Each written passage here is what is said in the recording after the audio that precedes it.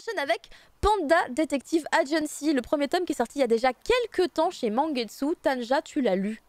Oui, je l'ai lu, je l'ai là. Il est là, il est beau. C'est un c'est grand beau. format. Ouais, c'est un beau. C'est Mangetsu, donc déjà, normalement, c'est du beau travail au niveau du manga. Donc, qu'est-ce que c'est? Panda Detective Agency, c'est un manga de Pump Sawae qui est publié dans le magazine Torch, qui est un seinen.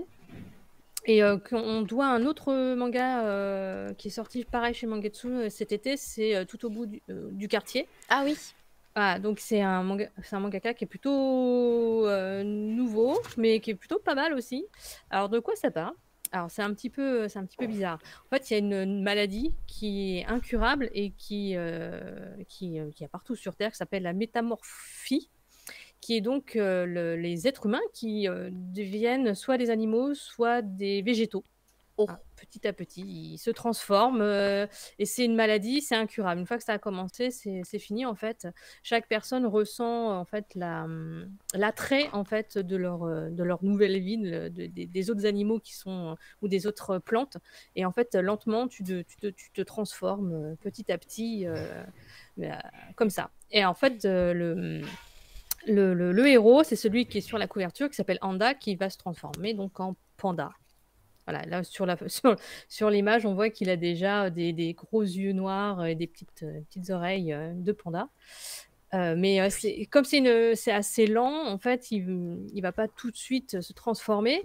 Et il va rentrer dans une agence de détective. Voilà, pourquoi pas. Et... Il est très discret pour il est très discret, les filatures. Voilà, il est très mauvais en fait. Ils sont pas très très bons en fait. Et ils vont enquêter sur les histoires de personnes qui se transforment. Et j'ai trouvé ça plutôt pas mal.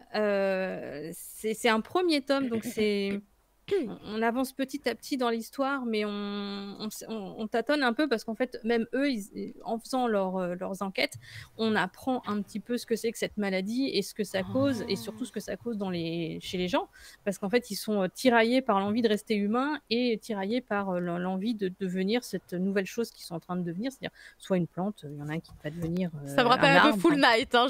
Oui, bah quand tu as parlé de Full Night mercredi, je me suis dit, ça me dit quelque chose, ça me dit un manga que j'ai lu, mais lequel? Et après, quand tu m'as proposé Panda Détective, mais oui, c'est lui! Ah, voilà. Purée, le destin! Parce que justement, il y a quelqu'un qui se transforme en plante, si je me souviens bien, et j'étais là, mais c'est trop la même chose. Mais après, là, c'est pas quelque chose qui est implanté dans la personne, c'est vraiment quelque chose qui devient. C'est une maladie. Et personne peut y faire grand-chose. Ils sont en train de chercher, mais pour l'instant, voilà, ils n'y arrivent pas. Et voilà, se transforme en eucalyptus. C'est une allégorie de la société japonaise, c'est ça? Peut-être. Sans doute. Moi, je l'ai pas vu comme ça, mais après, je l'ai peut-être pas ressenti. En plus, je l'ai lu il y a un sacré bout de temps, en fait. Donc, je relis mes notes, mais il y a des trucs qui m'ont sûrement échappé. Mais en fait, le truc, c'est aussi de savoir si est-ce qu'ils ont vraiment envie de devenir...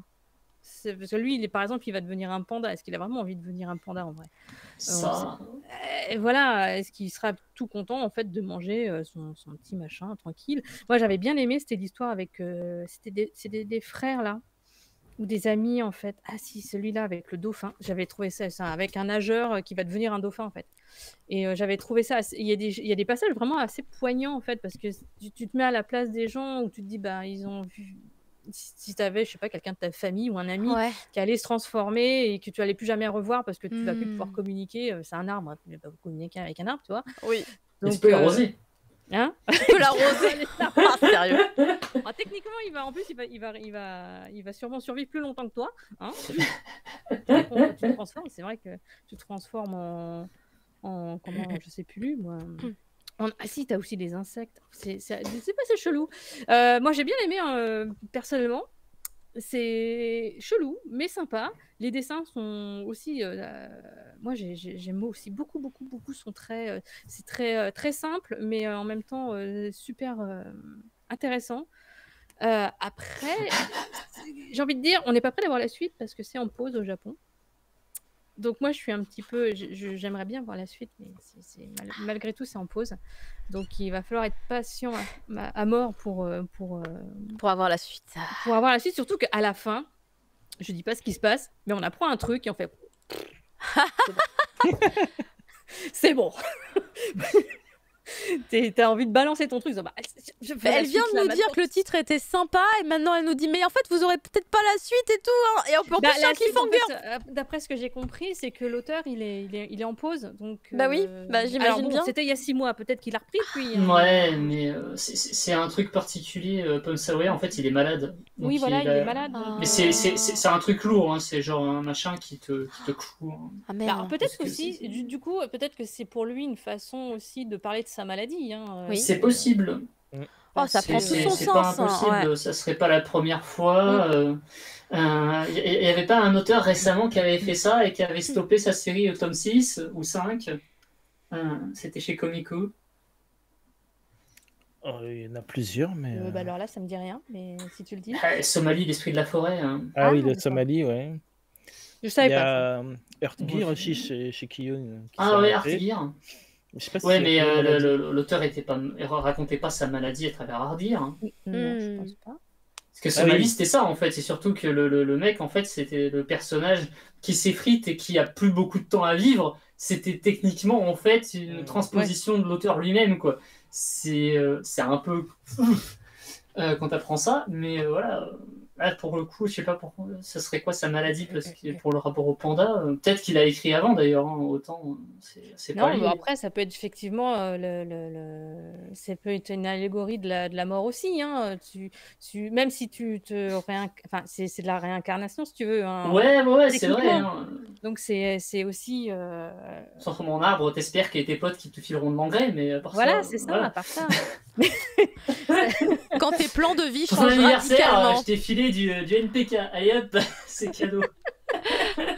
En tout cas, merci beaucoup Tanja pour du coup tes feelings sur Panda Detective Agency. C'est le tome 1 et un tome 2, on sait pas quand du coup. Un jour. Voilà, un jour. Mais déjà le 1, il est vraiment très bien. Et sinon, il y a, comme tu disais, tout au bout du quartier, qui est un one shot pour le coup. Qui est un one shot. Voilà, qui est également disponible chez Mangetsu. Dont on parlera peut-être une prochaine fois d'ailleurs, dans un prochain Cri du Mochi, qui sait.